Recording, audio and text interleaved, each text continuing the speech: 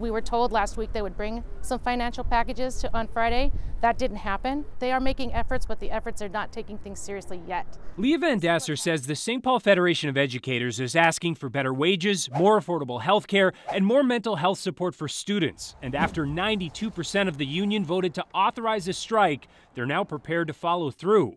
The chief of HR for the district responded in a statement today saying they're disappointed and that the SPPS bargaining team is working tirelessly to continue contract talks and reach an agreement, adding that if a strike occurs, there will be no school for students in pre-K through 12th grade. This is not a decision our union takes lightly.